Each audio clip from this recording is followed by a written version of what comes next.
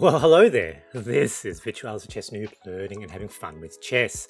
Welcome to another episode of Quick Wins. And today I've got a game from another Team Australia clubmate, Nci².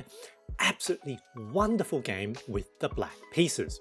And I think most people might be interested in this game because it's a really cool demonstration of an anti-fried liver attack line that I had previously not known about. This is the Fritz variation of the two knights defense.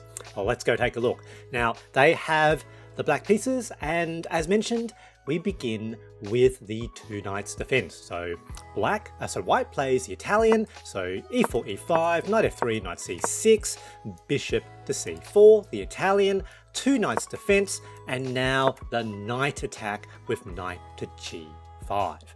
Now, traditionally, I've tended to play the Ponziani-Steinitz Gambit. It's rather unsound, but potentially quite winning, but it is unsound. Now, the Fritz variation starts with the best move, which is the immediate d5, white captures, and if black now captures the pawn with their knight, white will then capture the f7 pawn with their knight, and this is the fried liver attack proper. That's basically not good for black. Here, however, black plays a really cool move.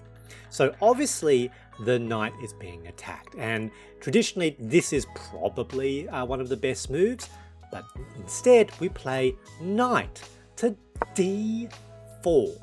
This is the Fritz variation of the two knights defense, and queen's knight to d4 is one of the tactical ideas in my new book, 50+2 Chess Quick Wins, on page 38. So very interested to see that it comes up in this opening.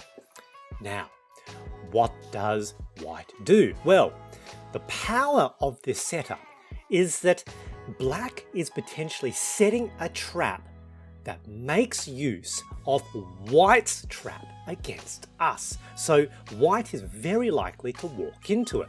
The whole idea of the fried liver is this double attack on the f-pawn on f7. Now with the knight out of the way, white's gonna want to have vision with their bishop, so obviously d6. That is actually an inaccuracy. White should immediately kick that d4 knight. It's a powerful knight. However, it looks like they've got a double attack there, and this pawn is kind of hanging, but you know, they're going to see, hold on, if the queen takes, well, I still have a fork of the queen and rook. So we humor them. Queen captures d6, and that's going to entice white to capture that pawn. Look at this this sort of drifting away, and in fact here it's way worse than what low depth Softfish thinks. It's -4. Here it looks like they're attacking the two pieces. So what do we do with black? Black slips over to c6. Now it's a fork of the bishop and also the g2 pawn. But from the player with white, it looks like that they're desperately moving out of the way of the attack of the knight, counter-attacking their bishop. So they're going to say, look, I'm willing to trade a bishop for a rook. That's, you know, and remember, that was part of their attack. That's possibly not the greatest capture, given that the rook is in a corner, but they're going to take, and now it's a blunder. And this blunder is about -9, because we're not going to capture the bishop. The queen was after the g pawn, g2 captures, chain attack on that rook. It's starting to look rather scary. And those of you who sort of follow my channel, my quick wins, will know that this position, knight here, queen here, this potentially sort of open, this open, semi-open e-file, this looks a lot like the black burn shelling gambit. So here, the reason it's -9 is because we can force win black's queen. What does that look like? Well, here with an attack, white's best move is to move the rook all the way to f1, snuggle up against the king.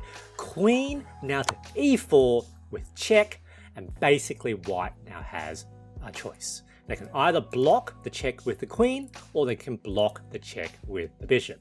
If they block the check with the queen, then obviously they lose the queen, and we're completely winning.